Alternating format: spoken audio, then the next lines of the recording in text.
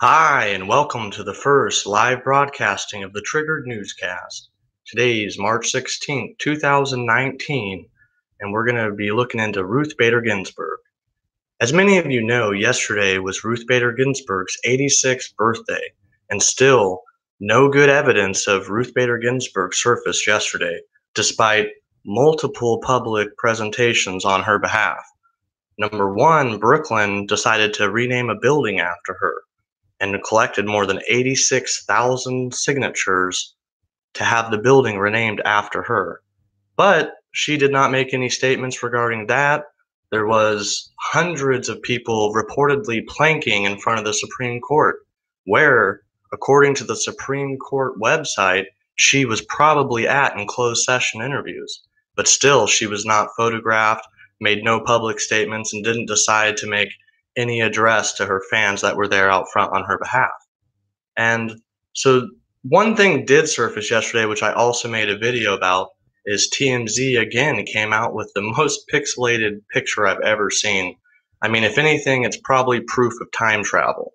It's got to be a 1990s 1/3 megapixel flip phone, and it's the most distorted picture I've ever seen TMZ come out with for a celebrity. So I'd love to hear what you guys think about that. I did link that video out last night. It's the only video on my channel that has a red alert icon. So check it out. Tell me what you think.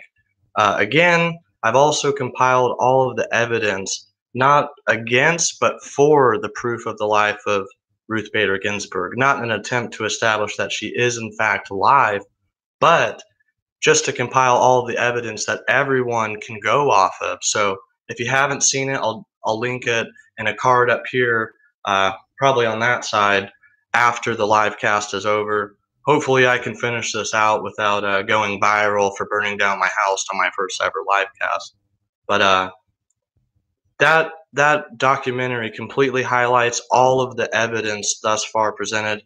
And one unique thing it does that none of the other channels have done so far is I did all of the research necessary through the Supreme Court website to annotate the different times during the videos, to read the transcripts, to listen to the more than 7 hours of audio recordings, to narrow down all of the audio information that supposedly is proof for Ruth Bader Ginsburg being back at work. And I want you to take a listen for yourself. Again, check out that documentary.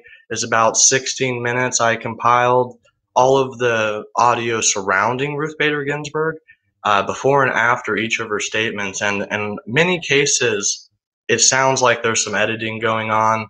After the first two videos, you'll even notice in the description that has those audio transcripts is that after the first two videos, it starts becoming whole numbers where she's edited in to talk, if it is in fact an edit. But it makes a lot of sense from an editing standpoint. After the first two videos, you make it really hard for anyone who's really trying to listen and track. She has multiple one-liners all throughout the testimony. And then if you go on to the third and fourth videos, perfectly at 6 minutes, she makes a statement. And the person who replies just says, "Yes, Your Honor," not "Yes, Ruth Bader Ginsburg." And the ones who do say "Yes, Ruth Bader Ginsburg," there's also some fishy stuff. Look, tonight I'm going to make a quick video kind of highlighting those differences. And in that documentary, it also goes back to the previous audio testimony that she gave in her last appearance before her surgery for cancer. And even then, recovering from her broken ribs and possibly prior to breaking the ribs, it might have been one of those same days. You can hear how labored her breathing is. You can hear how clouded her judgment is. She's not articulating her points very well. And when you compare that to the other audio information that is said to be proof for her being back at work, it's really flimsy. So I want you guys to take a look at that. Please tell me in the comments and in the description of that video what you think, if you think that that is actually substantial proof. If it does sound doctored and tampered, feel free to scroll through in and out of that video, re-listen to some of the audio, and tell me what you think. Again, I'm going to try and make a more concise content piece tonight to highlight that. Like you, I was very skeptical about Ruth Bader Ginsburg, and because of that, because I wasn't convinced by the official narrative, I decided to research for myself. And I was doing all kinds of research. I was digging through websites. I was reading news articles. I was trying to dig through YouTube. And besides people just flat out saying she's alive or dead, none of the evidence was actually available. And so I guess a note to you listeners and to you subscribers, I am a researcher by trade. Currently, I'm an academic researcher at a major institution in the United States. I've carried out research in the area of psychology. I do very high statistical analysis, structural equation modeling, factor equations, uh, principal component analysis. And what we're doing in those studies usually has to do with false memory. It has to do with dishonesty, conformity. I'm in 2 cognitive and 2 quantitative research labs. I've published a lot of research and a lot of things. I've spoke at multiple conferences for the psychological associations. I'm going to be doing it again in April. I'll give you guys more information about my schooling, my credentials here in another few weeks when I do graduate, because the conservative perspective is not exactly popular at liberal institutions. I'm sure many of you guys have already kind of noticed that. And that was one of the things that actually made me nervous and trepidatious about starting a channel. But the main drive was because I was already doing this research and just wanted to come to my own informed conclusion. And none of this information was compiled, not by the mainstream media, not by other great channels that are following it. And honestly, I don't blame them. It took a lot of time. There was a lot to dig through. It was very tedious. And I really disliked the woman, not as a person, but as an individual. Her ideas, her policies, some of the things she morally stands for are repulsive. I try not to hate any individuals, but her political ideology, her implications for me, the American citizen, disturb me. And if we do have another instance like Justice Scalia, where a Supreme Court justice dies and us, the American people, aren't informed, that's important. So those were some of the reasons why I decided to come forth. My research background, I'm already doing all this. And I decided I'm just going to present it to you guys, so at least you have somewhere to go to find it. So again, immediately after this video, go ahead and check up here. I'm going to add the card to the documentary.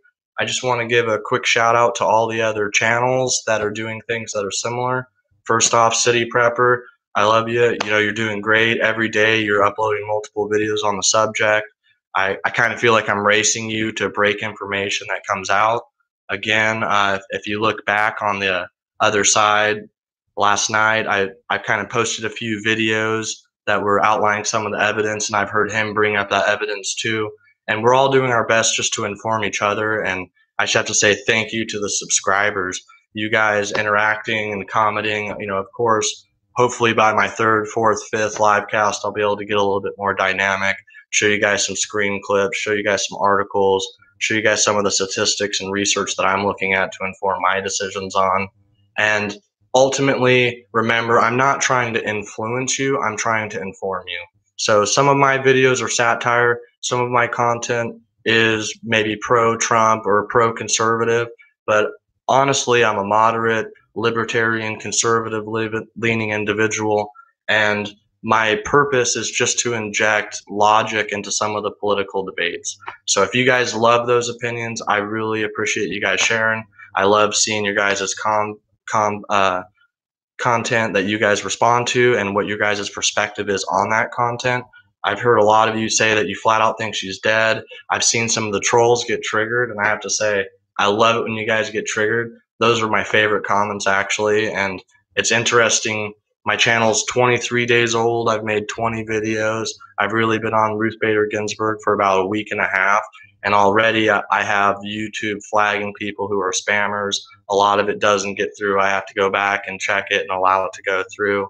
And it's really funny to see how triggered people get and how much, without even looking at the evidence, often the video that they're commenting on has all of the evidence that they themselves are relying on as belief that she is alive, but haven't even looked at that evidence.